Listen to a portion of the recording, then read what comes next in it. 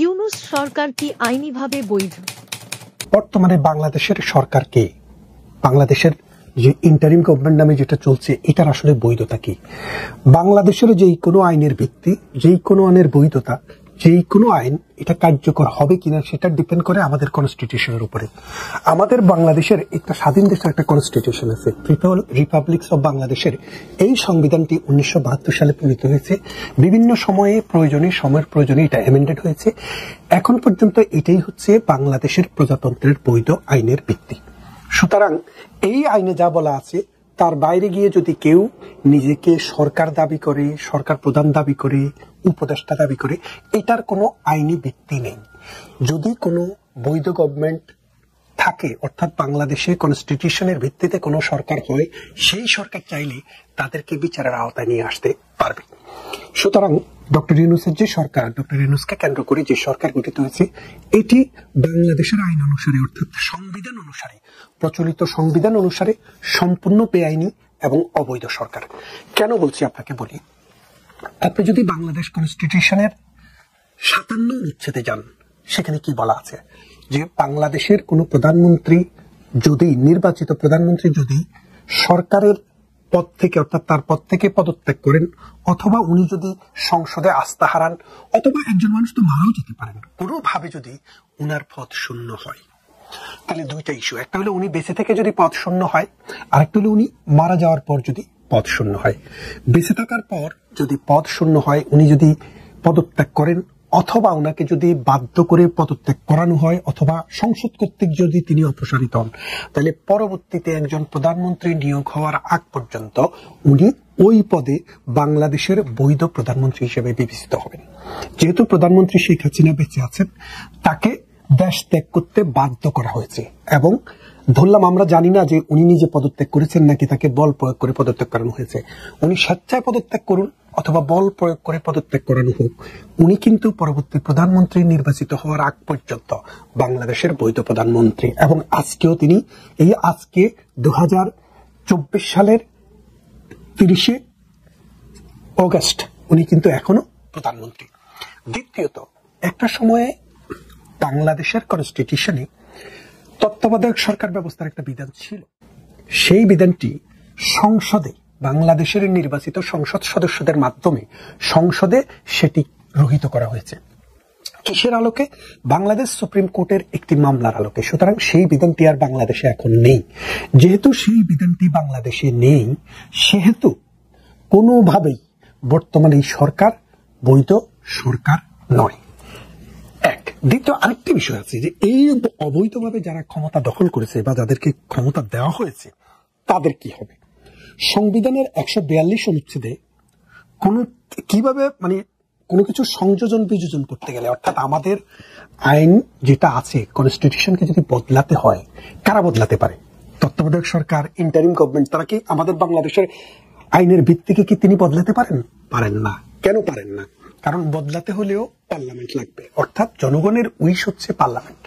এই পার্লামেন্টের ইচ্ছার ভিত্তিতে, সংখ্যাগরিষ্ঠতার ভিত্তিতে কখনো কখনো বাংলাদেশ কনস্টিটিউশন দুষ্পরিবর্তনীয় বলে। কেন বলে?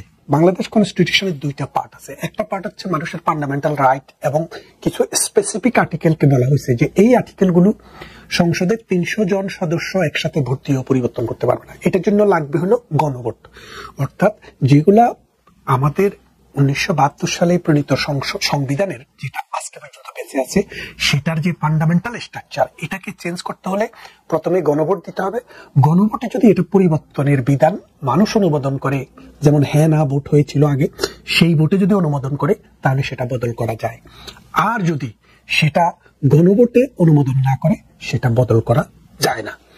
2 নম্বর কথা হচ্ছে, যেই সব বিষয় ফান্ডামেন্টাল বিষয় নয়, অর্থাৎ বাংলাদেশ কনস্টিটিউশনের ফান্ডামেন্টাল ভিত্তি হিসাবে পরিগণিত নয়, সেগুলোকে পরিবর্তন করতে হলে সংসদের মোট সদস্যের 2/3, অর্থাৎ যদি 300 জন হয়, সেই ক্ষেত্রে 200 জনের ভোট দিয়ে আপনি পরিবর্তন করতে পারবেন।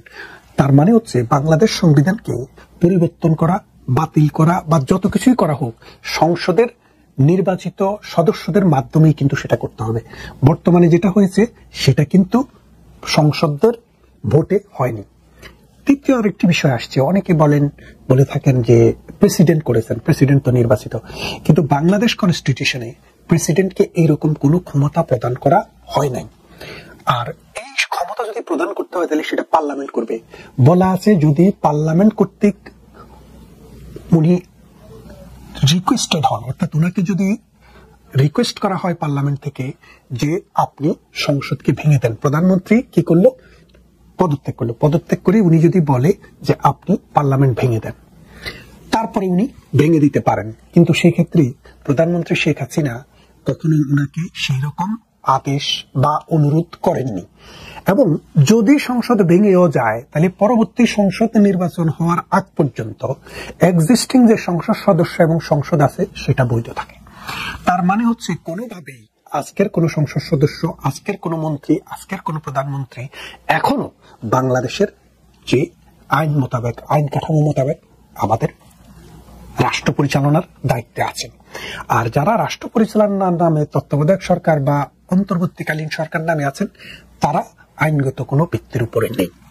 সংবিধানে একটি কথা সুস্পষ্টভাবে বলা আছে, যদি কোনো ব্যক্তি, কোনো গোষ্ঠী জোর করে এভাবে ক্ষমতা দখল করে, ক্ষমতা দখলে সহযোগিতা করে, অথবা তারা এই ক্ষমতা দখল প্রক্রিয়ায় অংশগ্রহণ করে, তাহলে বাংলাদেশের আইনে তাদেরকে যে সর্বোচ্চ শাস্তি আছে সেই শাস্তিতে তাদেরকে দণ্ডিত করা হবে। বাংলাদেশের আইনে সর্বোচ্চ শাস্তি হচ্ছে মৃত্যুদণ্ড।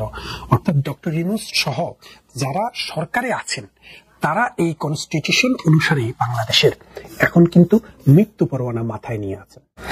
বাংলাদেশের কনস্টিটিউশনে একটি ধারায় বলা আছে যে বাংলাদেশের এমন কোনো আইন হতে পারবে না যেটা মানুষের মৌলিক মানবাধিকারের টোটাল পরিপন্থী, অর্থাৎ স্পিরিট অফ কনস্টিটিউশন। এই যে এই কনস্টিটিউশন যে স্পিরিট, এটা যা রক্ষা করার জন্য বলা হয়েছে, সেই রকম বিরোধী কোনো আইন যদি সংবিধানে প্রণীত হয় তাহলে যেই অংশটুক সংবিধানের ফান্ডামেন্টাল স্পিরিটের সাথে যায় না সেটুক অটোমেটিক্যালি নাল এন্ড ভয়েড, অর্থাৎ এটি কোনো আইন নয়।